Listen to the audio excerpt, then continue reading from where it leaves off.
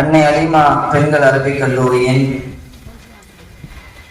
5ஆம் ஆண்டு நிறைவு விழாவும் 3வது பட்டமளிப்பு விழாவும் நடைபெற்றுக் கொண்டிருக்கிறது. நமது பட்டமளிப்பு விழாவில் சிறப்புரையாற்றுவதற்காக வருகை தந்திருக்கும் மரியாதைக்குரிய மௌலானா அல் ஹாஃபில் ஃபாசில் அப்துல் உலமா எம் சையத் இப்ராஹிம் அன்வாரி ஹசரத் அவர்கள் இப்பொழுது சிறப்புரையாற்றுவார்கள்.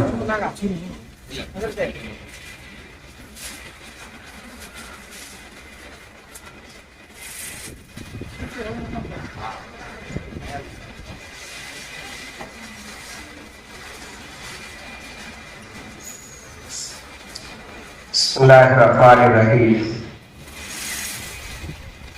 அல்ஹம்துலில்லாஹி ரப்பில் ஆலமீன். அல்லாஹும்ம ஸல்லி அலா சய்யிதினா வ நபியினா மௌலானா முஹம்மத் வ அலா ஆலிஹி வ அஸ்ஹாபிஹி வ அத்பாஇஹி அஜ்மஈன். அளவற்ற அருளாளரும் நிகரற்ற அன்புடையோரும் ஆகிய இல்லாமல்ல அல்லாஹு தாலாவின் மகத்தான பெரும் கருணையினால் அன்னை அலிமா மகளிர் அரபு கல்லூரியில்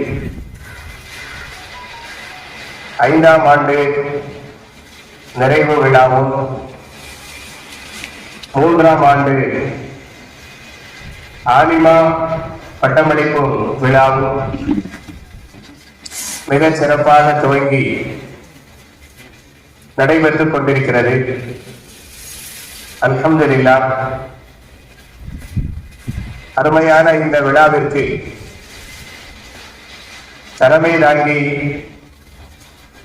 நடத்தி கொண்டிருக்கும்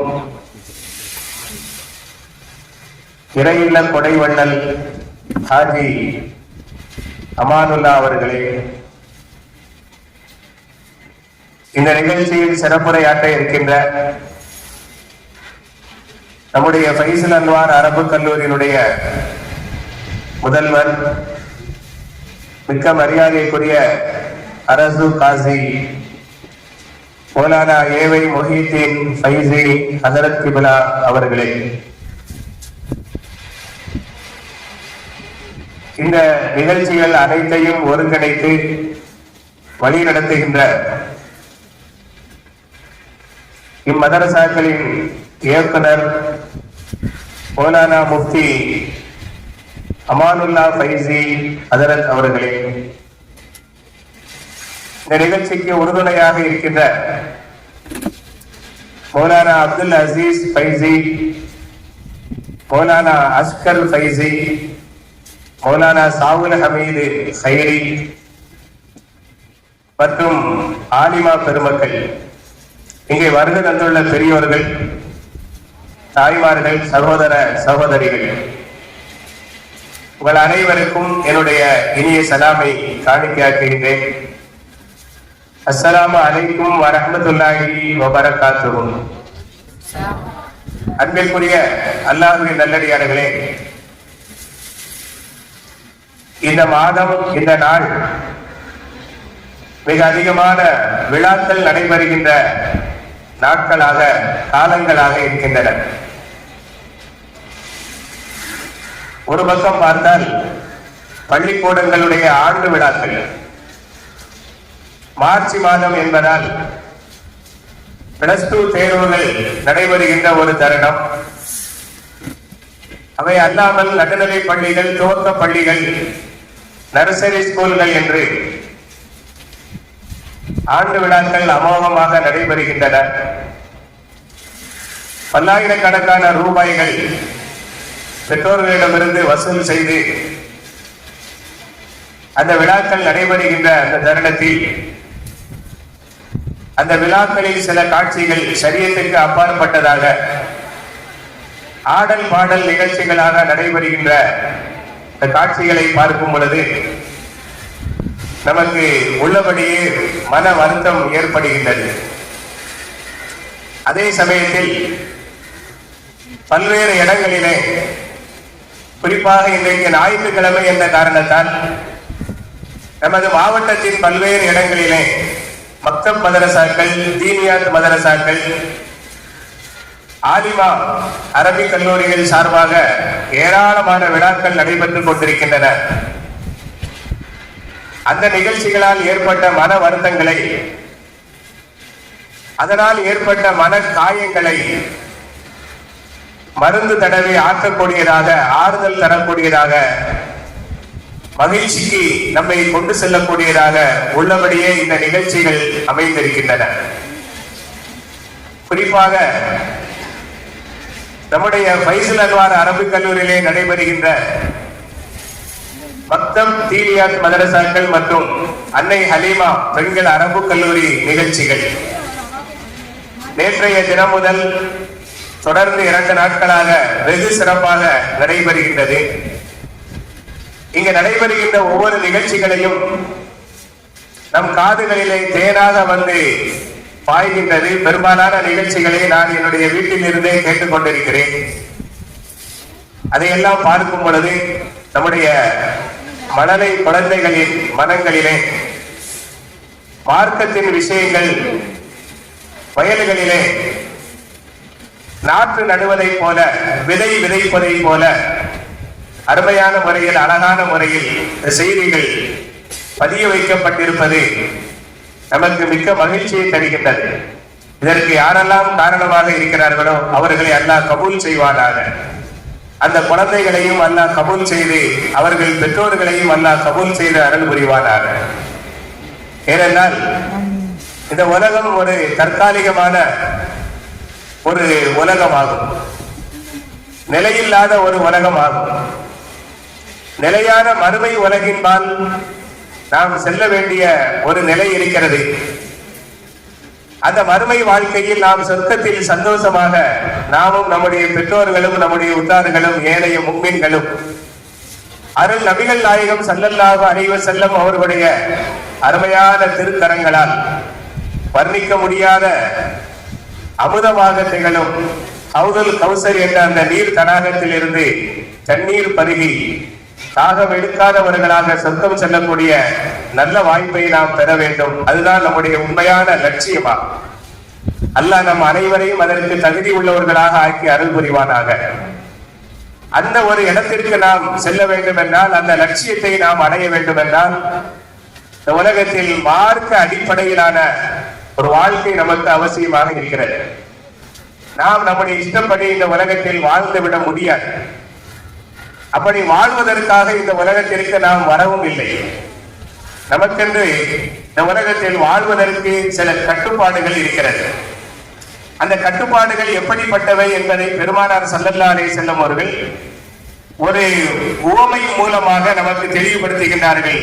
அத்துன்யா சிஜ்னுல் முஃமின், இந்த உலகம் மூமினுக்கு சிறைச்சாலையாக இருக்கிறது என்று நபி ஸல்லல்லாஹு அலைஹி வஸல்லம் அவர்கள் இந்த உலகத்திற்கும் நமக்குமான உறவு என்ன, இந்த உலகத்திற்கும் நமக்குமான தொடர்பு என்ன, நாம் இங்கே எப்படி இருக்க வேண்டும் என்பதை பற்றி ஒரு சிறிய 3 வார்த்தைகள் மூலமாக தெளிவுபடுத்தி விட்டார்கள்.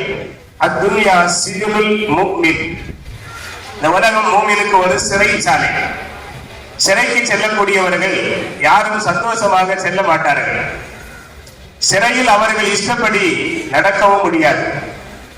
உணவு அதற்கு ஒரு கட்டுப்பாடு, உடைகள் அதற்கு ஒரு கட்டுப்பாடு, நடவடிக்கைகள் அதற்கு ஒரு கட்டுப்பாடு, தூக்கம் அதற்கு ஒரு கட்டுப்பாடு. ஆக மொத்தத்தில் எல்லாம் கட்டுப்பாடுகள் அடிப்படையில், சட்ட திட்டங்களின் அடிப்படையில் தான் அங்கு நாம் வாழ முடியும். நம் இஷ்டத்திற்கு நாம் நினைத்த உணவை, நாம் நினைத்த உடையை நாம் இஷ்டப்படி சாப்பிடவோ உடுத்தவோ வாழவோ முடியாத ஒரு நிலை சிறைச்சாலைகளில் இருப்பதை பார்க்கிறோம். அந்த கட்டுப்பாடுகளுக்கு உட்பட்டு இருந்தால் அவர் சிறை அதிகாரியுடைய தண்டனையை பெறாமல் தன்னை பாதுகாத்துக் கொள்வார். அதுபோல் இந்த உலகத்தில் வாழுகின்ற காலம் சிறைச்சாலையில் அந்த தண்டனைக்குரிய காலத்தை போல நமக்கு இங்கு விதிக்கப்பட்டிருக்கிறது. இந்த காலத்தில் நாம் சாப்பிடுகிறோம், நமக்கு உணவு அனுமதிக்கப்பட்டிருக்கிறது. ஆனால் ஹலாலான உணவை தான் நாம் சாப்பிட வேண்டும். என்று ஷரியத்துடைய கட்டுப்பாடுகள் இருக்கிறது. நாம் உடை அணிய வேண்டும், ஆனால் ஒரு முஸ்லிமுடைய உடை இப்படித்தான் இருக்க வேண்டும் என்ற ஒரு கட்டுப்பாடு இருக்கிறது.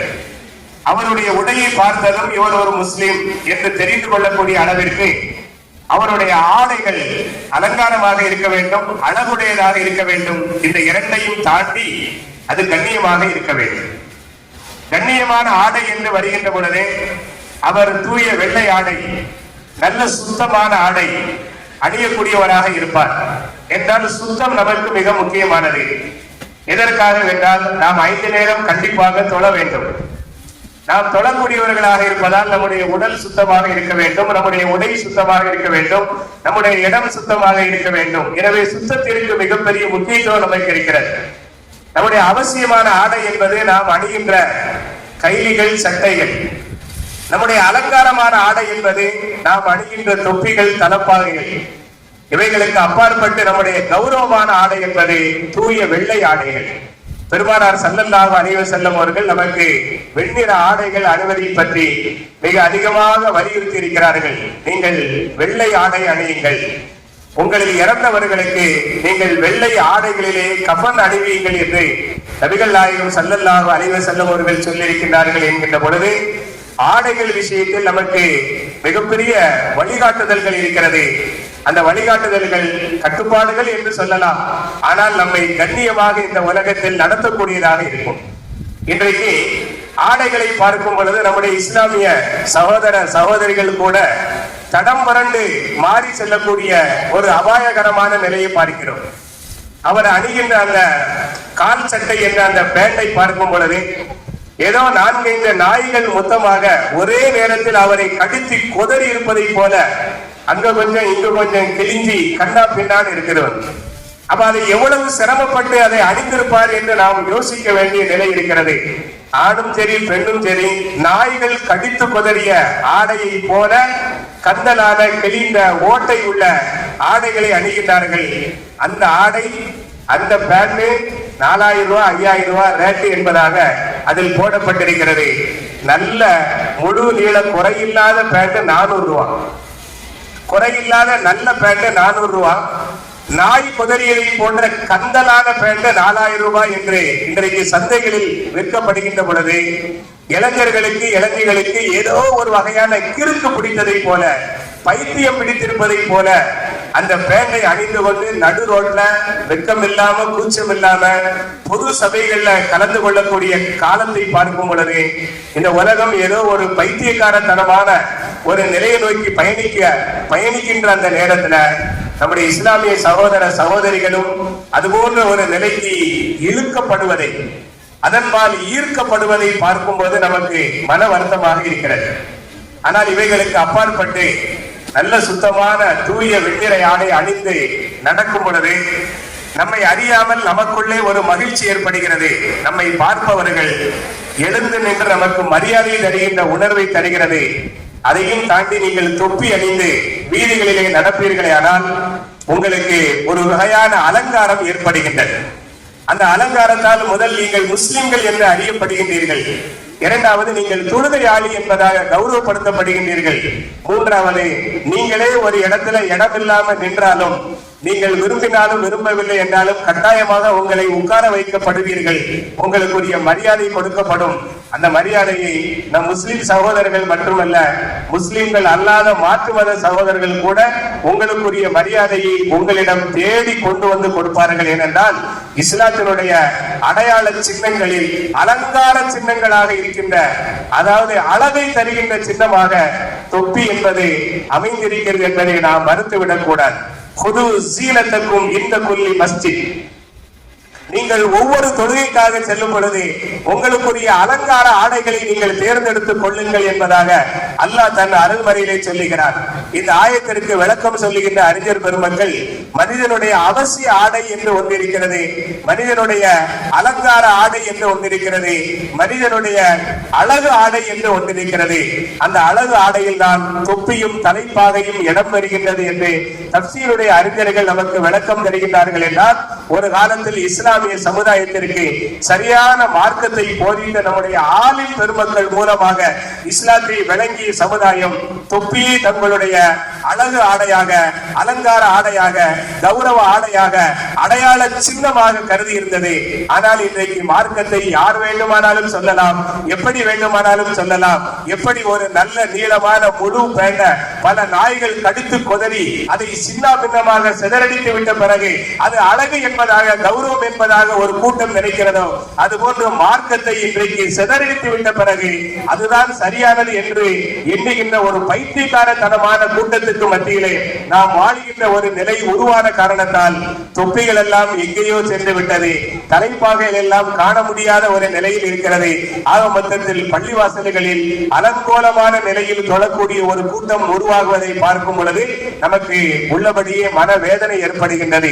ஆனாலும் இந்த நிலை இப்படியே தொடர்ந்து விடக் கூடாது என்பதற்காகத்தான் மீண்டும் நம்முடைய மார்க்கத்தில், நம்முடைய மார்க்கம் சார்ந்த முஸ்லிம்கள், குறிப்பாக பச்சிளம் குழந்தைகள் உள்ளத்தில் மார்க்கத்தின் உண்மையான அடிப்படை விஷயங்கள் வர வேண்டும் என்பதற்காக இந்த உலகம் நமக்கு நிலையானதும் அல்ல, இந்த உலகமே நமக்கு நிரந்தரமானதும் அல்ல. நாம் இங்கு தற்காலிகமாக வந்திருக்கிறோம். அசலான உலகத்திற்கு செல்வதற்கு நாம் இந்த உலகத்தில் பயிரிடுவதற்காக வந்திருக்கிறோம். இது ஒரு வேளாண் நிலையை போன்றது, நிலத்தை போன்றது என்று எடுத்துரைப்பதற்காக, குழந்தைகள் உள்ளத்தில் மார்க்கத்தை முறையாக போதிப்பதற்காகவே இந்த மதரசாக்கள், அரபு கல்லூரிகள், மக்தப் தீனியாட்டுகள் அத்தனையும் நடைபெற்றுக் கொண்டிருக்கிறது. இது காலத்தின் கட்டாயம். மீண்டும் இதற்கு நாம் உயிர் கொடுக்க வேண்டும் என்ற அடிப்படையில் தான் இன்றைக்கு பல்லாயிரக்கணக்கான மதரசாக்கள் சிறப்பாக செயல்பட துவங்கிவிட்டது. அதிலும் குறிப்பாக தீனியாத்துடைய மக்தபுகள் தமிழகம் முழுவதிலும் பல்லாயிரக்கணக்கான மதரசாக்களாக நடைபெற்று மிகப்பெரிய மாற்றத்தை ஏற்படுத்தி கொண்டிருக்கின்றன. பள்ளிவாசல்கள் தோறும் சங்கைக்குரிய இமாம்கள் மதரசாக்களை செம்மையாக நடத்தி கொண்டிருக்கிறார்கள். அந்த வகையில் பார்க்கும் போதே நாம் மார்க்கத்தில் எப்படி வாழ வேண்டும் என்பதற்கான அடிப்படை அவசியமான திட்டங்களை தருகின்ற ஒரு நிலையை பார்க்கிறோம். குழந்தைகளுடைய உள்ளத்துல வயலில் விதை விதைப்பதை போல என்று நான் சொன்னேன். வயல்ல நம்ம சும்மா விதைக்க முடியாது, வயல்களில் சும்மா நாம நாற்று பாவ முடியாது. அந்த வயலில் கரடு முரடாக கால் வைக்க முடியாத நிலையில் இருப்பதை அதற்கு நீர் பாய்த்து அதை நன்றாக ஊற வைத்து அதனுடைய தொளி கலக்கி பிறகு அதை சமப்படுத்தி அதற்கு பிறகுதான் நாம் அதில் விதைக்கின்றோம். அந்த விதைதான் அது முளைத்து பயிராக நமக்கு தேவையான அருமையான ஒரு உணவுப் பொருளாக நமக்கு வருகிறது. அதுபோன்று இந்த குழந்தைகளுடைய உள்ளத்தை பண்படுத்தி பக்குவப்படுத்தி அதில் மார்க்கத்தினுடைய செய்திகளை ஒவ்வொரு விதையாக விதைக்கின்ற அருமையான ஒரு சூழல் தான் மதரசாக்கள், மக்தப் தீனியாட்டுகள் என்பதை பெற்றோர்கள், பெரியோர்கள், சமுதாயத்தினுடைய சகோதரர்கள், அக்கறை உள்ளவர்கள் ஒருபொழுதும் மறந்துவிடக் கூடாது. அதை நினைத்தவர்கள் தான் அது சிறப்பாக நடத்துவதற்காக மிகப்பெரிய அளவில் பொருளாதார உதவிகளை மேற்கொள்கிறார்கள். இன்னைக்கு அன்னை ஹலீமா அரபு கல்லூரி சிறப்பாக நடைபெறுகிறது என்று சொன்னால் ஆதி அமானுல்லா அவர்கள் முழுமையான முறையில் அதை முழு கவனம் செலுத்தி நடத்துகின்றார்கள். அதன் பொறுப்பாளராக முஃப்தி அமானுல்லா அவர்களை நியமித்திருக்கிறார்கள். 2 அமானுல்லாக்கள் சிறப்பாக செயல்படுவதற்கு இங்கே காரணமாக இருக்கிறார்கள். இந்த இருவரை தாண்டி 3வது ஒரு நபர் என்று நாம் இங்கே நினைவு கூறுவது அவசியம் என்றால் நம்முடைய மரியாதைக்குரிய முதல்வர் ஏவை முஹிதீன் ஃபைசி ஹஜ்ரத் கிப்லா அவர்கள் இடத்தை கொடுத்தார்கள். விசாலமான இடம், எல்லா வகையிலும் எந்த நெருக்கடியும் இல்லாத ஒரு இடத்தை அவர்களுக்கு கொடுத்தார்கள். இவர்கள் மூவருடைய உழைப்பால் இந்த கல்லூரி, இந்த மதரசா மிக சிறப்பாக நடைபெற்று வருகிறது. அல்லாஹ் இதனை கபூல் செய்து கியாமத் வரை தொடர செய்வானாக. அன்பிற்குரிய அல்லாஹ்வின் நல்லடியார்களே, குழந்தைகளுடைய உள்ளத்தில் அந்த மார்க்கத்தின் விஷயங்கள் விதைக்கப்படுகின்ற பொழுது அவர்கள் எதிர்காலத்தில் மிக சிறப்பாக மார்க்க பற்றாளர்களாக வருவார்கள். நாம நினைக்கிறோம் என்ன சின்ன பிள்ளைகளுக்கு பெருசா கட்டாயமா என்று நினைக்க கூடாது. சின்ன வயசுலதான் எல்லாம் சொல்ல வேண்டும். பெருமானார் ஸல்லல்லாஹு அலைஹி வஸல்லம் சிறு குழந்தைகளை குறிவைத்து எத்தனை நல்ல விஷயங்களை போதித்திருக்கிறார்கள் என்பதை பார்க்கும் பொழுது முதலாவது ஒரு விஷயம் என்னன்னா, நபி ஸல்லல்லாஹு அலைஹி வஸல்லம் அவர்கள் சபைக்கு வருகின்ற எந்த குழந்தையாக இருந்தாலும், அது ஹசன் ஹுசைன் ரலியல்லாஹு அன்ஹுமா என்ற சொந்த பேர குழந்தைகளாக இருந்தாலும் சரி, அது அல்லாத எந்த குழந்தையாக இருந்தாலும் சரி, அவர்கள் பெற்றோர்கள் குழந்தைகளை அழைத்துக் கொண்டு பெருமானார் ஸல்லல்லாஹு அலைஹி வஸல்லம் சபைக்கு வந்தால் அந்த குழந்தைகளை நபி அவர்கள் கொஞ்சி மகிழ்வார்கள். தங்களோடு விளையாடுவதற்கு அந்த குழந்தைகளை ஃப்ரீயாக விட்டு விடுவார்கள். உம்மு காலித் ரலியல்லாஹு அன்ஹா என்ற ஒரு பச்சிளம் குழந்தை அந்த குழந்தையை அழைத்துக் கொண்டு அவரது தந்தை நபி ஸல்லல்லாஹு அலைஹி வஸல்லம் சபைக்கு வருவார்.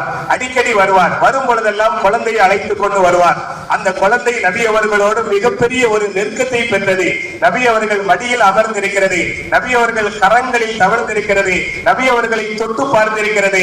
எந்த அளவுக்கு என்றால் நபி ஸல்லல்லாஹு அலைஹி வஸல்லம் நபித்துவ முத்திரை என்ற காத்தமுன் நுபுவத் என்ற நபித்துவத்தினுடைய முத்திரையை தன் விரல்களால் அது தொட்டு பார்க்கின்ற பெரும் பாக்கியத்தை பெற்ற அருமையான குழந்தை. அண்ணலம் பெருமானார் ஸல்லல்லாஹு அலைஹி வஸல்லம் அவர்கள் அந்த அளவுக்கு அந்த குழந்தைக்கு மிகப்பெரிய ஒரு இடம் கொடுத்தார்கள். ஹசன் ஹுசைன் ரலியல்லாஹு அன்ஹுமாவுக்கு இடம் கொடுத்ததை போல ஒரு நாள் அந்த குழந்தை நபி அவர்களுக்கு பின்னால் வந்து அவர்கள் மேனியில் கிடந்த அந்த ஆடை கீழே இறங்கி அந்த முதுகு தெரிந்த பொழுதே அந்த முதுகில் கை வைத்து மச்சத்தை போன்றிருக்கும் நபித்துவத்தின் முத்திரையை தொட்டு தொட்டு ஒரு முறை இருமுறை அல்ல பல முறை தொட்டு தொட்டு ஆசையாக பார்த்து கொண்டிருந்த பொழுது தந்தை நபி அவர்களுக்கு இந்த குழந்தை ஏதோ ஒரு வகையில் அவமரியாதை செய்து விடுமோ என்று அதை தூரத்தில் இருந்து அதட்டுவதை போன்று அப்படி செய்யாதே விட்டுவிடு இங்க வா என்று அதட்டுவதை போல அந்த செயலை விட்டு தடுப்பதை போன்று அவர் சைகை செய்த பொழுது பெருமானார் ஸல்லல்லாஹு அலைஹி வஸல்லம் தந்தையை கவனித்தார்கள். தந்தையிடம் சொன்னார்கள், தௌஹா அந்த குழந்தையை விட்டு விடுங்கள், அவள் இஷ்டப்படி நடந்து கொள்ள வேண்டும் என்று. அன்பிற்குரிய அல்லாஹ்வின் நல்லடியார்களே, குழந்தைகள் மீது நபி அவர்கள் ஏன் இவ்வளவு பெரிய அக்கறை கொண்டார்கள் என்றால் அந்த குழந்தையாக இருக்கும் பொழுது இந்த சபையில் நடக்கின்ற நல்ல விஷயங்களை நபி அவர்கள் சொல்லுகின்ற மார்க்க விஷயங்களை அது விளையாடுவதோடு மனதிலும் பதிய வைக்கிறது. அந்த நேரத்தில் பதிகின்ற விஷயங்கள் எந்த நேரத்திலையும் மனசுல அப்படியே இருக்கும். பசுமரந்து ஆடி என்று சொல்வார்களே அதுபோன்று மனதில் பதிந்திருக்கும் என்ற காரணத்தால் விளையாட்டோடு இந்த சபையில் நடக்கின்ற விஷயங்களையும் கவனிக்கட்டும் என்றுதான் நபி அவர்கள் சுதந்திரமாக குழந்தைகளுக்கு அனுமதி கொடுத்தார்கள். ஒரு நாள் நபி அவர்கள் சபைக்கு ஏராளமான துணிகள் வருகின்றன. அதில் ஒரு கருப்பு நிற செக்கடு என்று சொல்வார்களே, அதாவது கோடு போட்ட ஒரு கருப்பு நிற ஆடை, கருப்பு நிற அந்த துண்டு துணியில பச்சை கலர்ல கோடு போடப்பட்டிருந்தது. பார்ப்பதற்கு அவ்வளவு அழகா இருந்துச்சு. இந்த ஆடை ரொம்ப அழகா இருக்குது.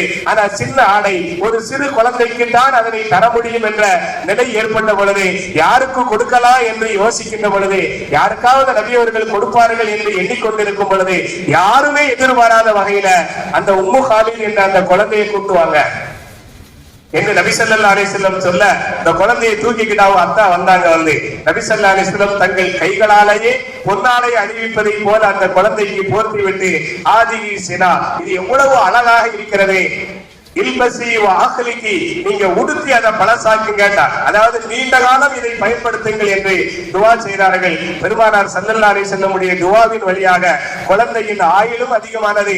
நீண்ட காலம் அந்த துணியை பரக்கத்தாக அந்த குழந்தையை பயன்படுத்தியது என்று மிஷ்காத் என்ற கிதாபில பெருமானார் ஸல்லல்லாஹு அலைஹி வஸல்லம் அவர்களுடைய நற்பண்புகள் என்ற தலைப்பில் அக்லாகுன் நபி ஸல்லல்லாஹு அலைஹி வஸல்லம் நபி அவர்களுடைய நற்பண்புகள் என்ற தலைப்பில் அந்த ஹதீஸ் இடம்பெறுவதை நாம் பார்க்கிறோம். அது மட்டுமல்ல, உம்மு சலமா ரலியல்லாஹு அன்ஹா அவர்களது மகன்களில் ஒருவர் உமர் இப்னு அபீ சலமா. உம்மு சலமாவை நபி அவர்கள் திருமணம் முடிக்கின்றார்கள். அவர்கள் உம்மஹாத்துல் மூமினீன் மூமின்களுடைய தாய்மார்களில் ஒருவராக மாறுகின்றார்கள்.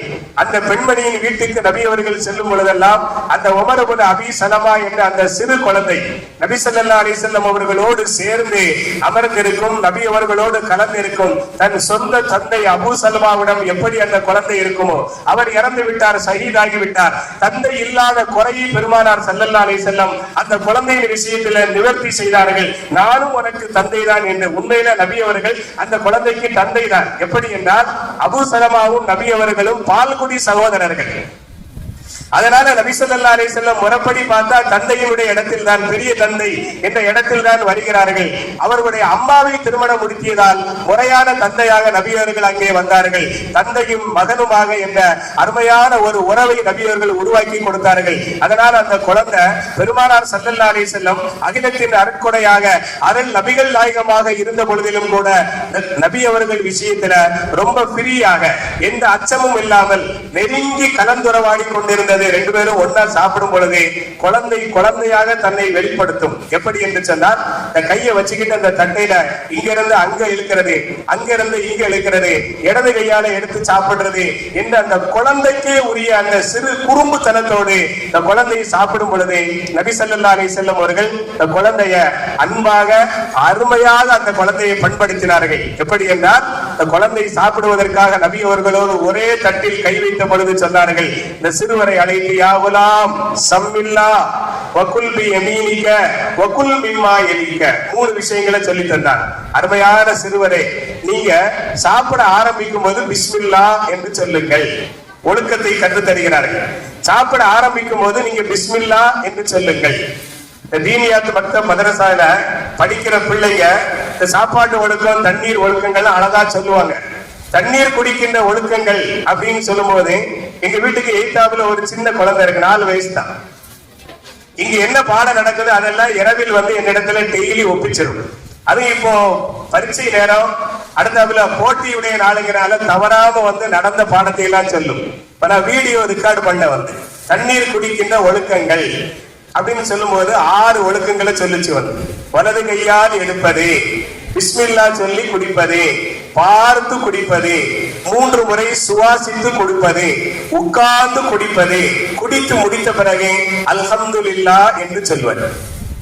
இந்த விஷயங்கள் மனசுல பயிர்ந்துச்சு. எப்படின்னா, தூங்கி கொண்டிருக்கும் பிள்ளையை எழுப்பி தண்ணீர் கொடுக்கும் ஒழுக்கம் எத்தனை சொல்லுன்னா சொல்லும். அந்த அளவுக்கு மனசுல பதிய வைத்திருக்கிறார்கள் ஆசிரியர் பெருமக்கள்.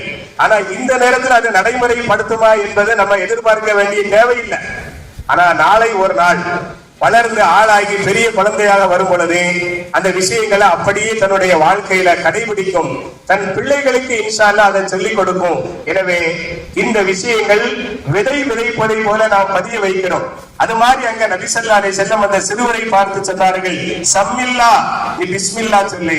2வது, வலது கையால் சாப்பிட வேண்டும்.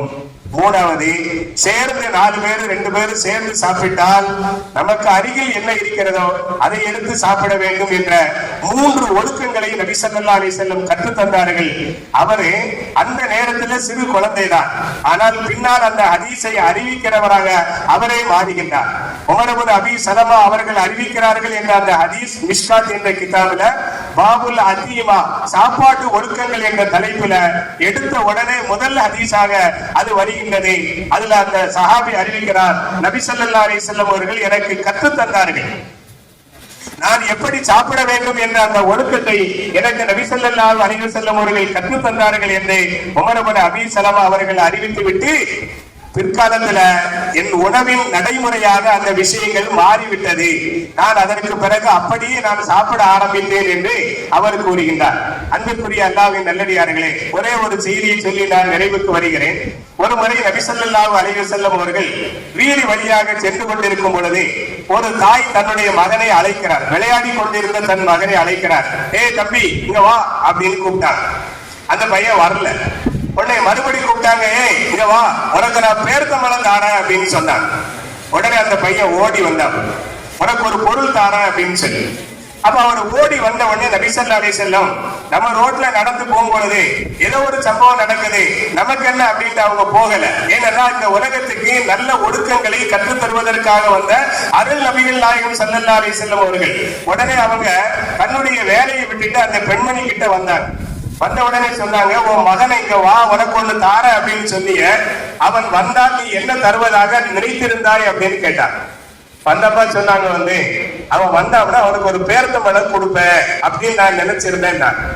அவன் வந்ததும் நீங்கள் ஒரு பேரிச்சம்பழம் கொடுத்து விட்டால் நீங்கள் குற்றமற்றவர். அதை விட்டுட்டு அவன் வந்த பிறகு நீங்கள் கொடுப்பேன் என்று சொன்ன விஷயத்தை கொடுக்காமல் விட்டால் உங்க சொந்த பிள்ளையா இருந்தாலும் வாக்கை மீறி விட்டீர்கள் என்ற அடிப்படையில் நீங்கள் குற்றவாளியாக கருதப்படுவீர்கள் என்று நபி ஸல்லல்லாஹு அலைஹி வஸல்லம் அவர்கள் சொன்னார். இந்த இடத்துல கவனிக்க வேண்டிய விஷயம் என்னன்னா, நாம இன்னைக்கு நம்ம வீடுகள்ல நிறைய தப்பு இந்த அடிப்படையில் செய்யறோம். பையன் இந்த கடைக்கு போயிட்டு வா, முடியாதுமா, இல்ல போயிட்டு வா, உனக்கு 5 ரூபா தாரா அப்படிம்போம். அவன் போயிட்டு வந்த பிறகு 5 ரூபா தானா 2 அறையை கொடுத்து வீட்டுக்கு வேலை பார்க்கறதுக்கு நீ உட்கார்ந்து திங்கிறதுக்கு உனக்கு 5 ரூபா கொடுத்து வந்து அனுப்பணுமோ அப்படின்னு சொல்லிடுவோம். அதே போல இங்க வா தாராமா, வந்த பிறகு தரமாட்டேன்னு சொல்லுவோம். இது தாய் தந்தை பிள்ளை விஷயத்தில் மீறுகின்ற, ஒழுக்க விஷயத்தை மீறுகின்ற ஒரு செயல். இதை நபி அவங்க சொன்னாங்க. நிறைய வீடுகள்ல இப்படி நடக்கலாம், ஆனா இஸ்லாமிய வீடுகள்ல இஸ்லாமிய பெற்றோர்கள்ல இப்படி நடக்கக்கூடாது. ஏனென்றால் சின்ன வயசுல விவரம் தெரியாத அந்த பிள்ளைங்களை இங்க வான்னு சொல்லி வர சொல்லிட்டு நாம தாரன்னு சொன்ன விஷயத்தை தர மறுத்தால் அந்த குழந்தை மனசுல என்ன பதியும் என்றால், நாமும் நாளைக்கு ஏமாற்றலாம். நம்முடைய அம்மா நம்மை சின்ன வயசில் ஏமாற்றியதை போல, நம்முடைய அத்தா நம்மை ஏமாற்றியதை போல நாமும் மற்றவர்களை ஏமாற்றலாம் என்ற ஒரு விஷயம் பயந்து விட்டால் அவன் வாழ்க்கை நாசமா, அந்த வாழ்க்கை வீணாகிவிடும் என்று பெருமானார் ஸல்லல்லாஹு அலைஹி வஸல்லம் சமூகத்திற்கு ஒரு அழகான செய்தியை சொல்றதுக்காக நின்று இந்த தாயை கவனித்து அறிவுரைகள் சொல்லிவிட்டு சென்றார்கள் என்று பார்க்கிறோம். இமாம் புகாரி ரஹ்மத்துல்லாஹி அலைஹி அவர்கள் நீண்ட தூரம் பயணம் செய்து ஒரு அறிஞரை சந்திக்கிறார்கள். அவரிடம் இருக்கின்ற ஹதீஸை பெறுவதற்காக அவர் கிட்ட வரும்பொழுது அங்கு ஒரு காட்சி பார்க்கிறார்கள். அவருடைய குதிரை தூரத்தில் மேய்ந்து கொண்டிருக்கிறது. அதை தன் பக்கம் அழைக்கிறார், அது வர மறுக்கிறது.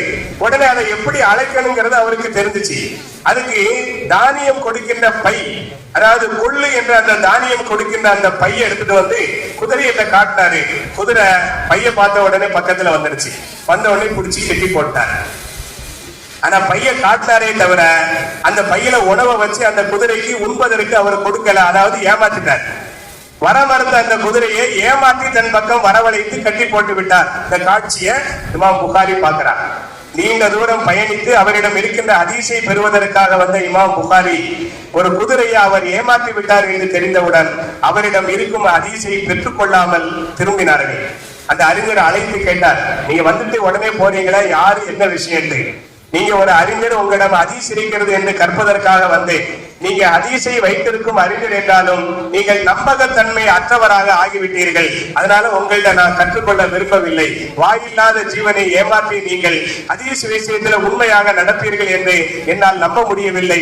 உங்களிடம் இருக்கும் ஹதீஸ் எனக்கு தேவையில்லை என்பதாக விட்டுவிட்டு சென்றார்கள் என்று இமாம் புகாரியுடைய வரலாறை நாம் பார்க்கிறோம். ஆக குழந்தைகளை நாம் வளர்க்கின்ற பொழுதே நம்பகத்தன்மை உள்ளவர்களாக, நாணயம் மிக்கவர்களாக, நன்னறி ஒழுக்கங்கள் உள்ளவர்களாக, மார்க்கத்தை பற்றி பிடிப்பவர்களாக, எந்த சந்தர்ப்பத்திலும் மார்க்கத்தை விட்டுக் கொடுக்காதவர்களாக நாம் உருவாக்க வேண்டும் என்றால் அதற்கு இந்த தீனியாத் மக்தபுகள் மிக மிக அவசியமாக இருக்கிறது. அதனால அருமையான பெரியோர்களை, தாய்மார்களே, பிள்ளைகளை கண்டிப்பாக நாள்தோறும் மதரசாவிற்கு அனுப்ப வேண்டும். அதில் எந்த குறையும் வைக்கக்கூடாது. அதற்காக நம்ம இவ்வளவு வேண்டுமானாலும் செலவழிக்கலாம், அது எந்த குறையும் இல்லை. நமக்கு செல்வத்தை பெருக்கி தருகின்ற பெரும் பரக்கத் என்பதை மறந்துவிடக் கூடாது. வல்ல ரஹ்மான் இந்த அரபிக் கல்லூரிய அன்னை அலிமா என்ற இந்த அரபிக் கல்லூரியை கபூல் செய்வானாக. அதற்கு காரணமாக இருக்கும் அத்தனை நபர்களை கபூல் செய்வானாக. குறிப்பாக அந்த பெயர் வைக்கப்பட்ட ஹாஜிமா அலிமா அம்மையார் அவர்களுடைய மன்னரையை ஒளிமயமாக சுவனத்தின் பூங்காவனமாக ஆக்கி அருள் புரிவானாக என்று துஆ செய்தவனாக வாய்ப்புக்கு நன்றி கூறி விடைபெறுகிறேன். வாஹிருதவானா அல்ஹம்துலில்லாஹி ரப்பில் ஆலமீன். ஸலாமு அலைக்கும் வரஹ்மத்துல்லாஹி வபரகாத்துஹு.